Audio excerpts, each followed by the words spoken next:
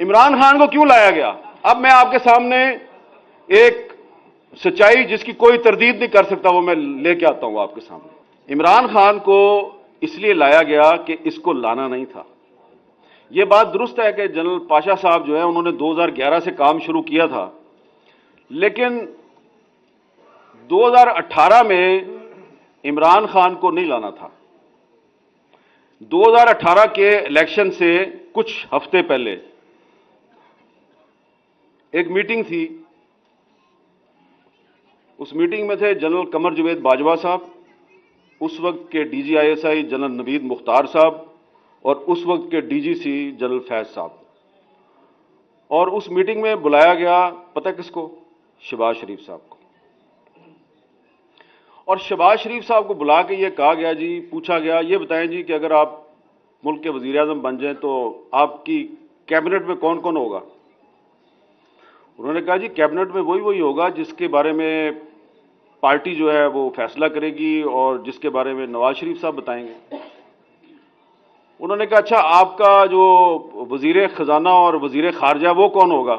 उन्होंने कहा जी पार्टी फैसला करेगी और नवाज शरीफ साहब बताएंगे। उन्होंने कहा अच्छा ये बताएं कि अगर हम आपको ये कहें कि आपने हर काम नवाज शरीफ से पूछ के नहीं करना तो ये कैसा रहेगा? तो उन्होंने बड़े तरीके से कहा जी कि देखिए मैं तो, मेरी बड़ी एक ओपन पोजीशन है, मैं तो इस्टेब्लिशमेंट से लड़ाई का हामी नहीं हूं और ये मैं कुछ छुपा के तो बात करता नहीं, लेकिन देखिए मेरी पार्टी के लीडर नवाज शरीफ साहब हैं तो आखिरी फैसला तो वही करेंगे और पार्टी करेगी। आप मुझसे ये तवक्को ना करें कि मैं नवाज शरीफ साहब जो है उनके खिलाफ जाऊंगा। जनाब वो बड़ी लंबी मीटिंग थी और मीटिंग का अख्ताम जो है वो ये हुआ कि शहबाज शरीफ साहब ने उनको कह दिया जी कि अगर आप ये समझते हैं कि आप मुझे वजीर आज़म बनाएंगे और वजीर आज़म बनने के लिए मैं अपने भाई का साथ छोड़ दूंगा तो ये मैं आपके साथ झूठ नहीं बोलूंगा, मैंने ऐसा नहीं करना। तो साद रफीक साहब मैंने आपको 3 नाम बता दिए, कमर जवेद बाजवा साहब, नवीद मुख्तार साहब, जनरल फैज साहब। अब ये 3 तो पता नहीं आपको मिलेंगे नहीं मिलेंगे, आप इनसे पूछेंगे नहीं पूछेंगे। शहबाज शरीफ साहब तो आपको रोज ही मिलते हैं ना, उन्होंने को पूछ लेना।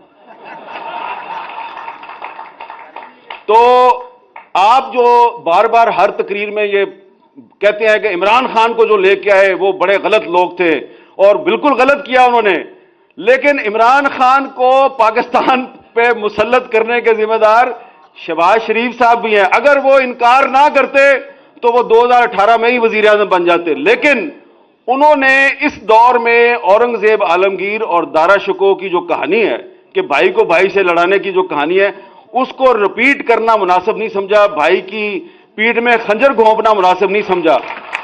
लिहाजा उनके उस अमल की वजह से बाजवा साहब मजबूर हुए कि इमरान खान को मुसल्लत किया जाए और फिर उन्होंने मुसल्लत किया और फिर उन्होंने गिन गिन कर शहबाज शरीफ साहब से भी और आपसे भी उन्होंने बदले लिए और थोड़े से बदले उन्होंने ख्वाजा आसिफ साहब से भी लिए। तो इसलिए थोड़ा सा आखिर में मैं यही कहूंगा कि जमहूरियत से मायूस ना हो। आपने कहा कि आप जमहूरियत से मायूस हैं, सरदार याद सादिक साहब ने भी कहा मैं जमहूरियत से काफी मायूस हूं। आप जमहूरियत से मायूस ना हो इसलिए कि जमहूरियत तो आई नहीं, पहले आप जमहूरियत पार्टी में लाएं, फिर जमहूरियत असेंबली में आएगी, फिर मायूस हो।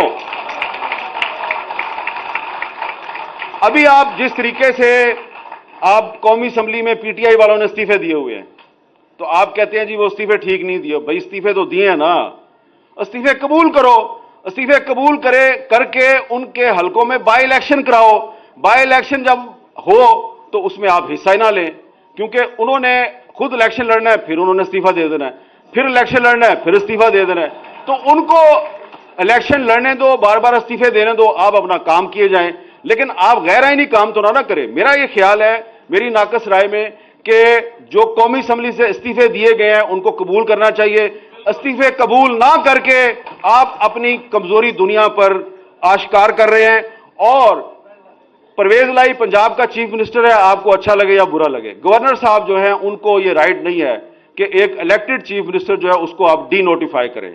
इसलिए अदालत ने उसको नोटिफिकेशन को कैंसिल कर दिया है। और परवेज इलाही साहब को भी चाहिए कि अगर आपको गवर्नर ने कहा है कि आप एतमाद का वोट लें, तो भाईजान अगर आपके पास अक्सरियत है तो एतमाद का वोट लें, तो आप एतमाद का वोट नहीं लेते तो वो आपको डी नोटिफाई कर देते हैं।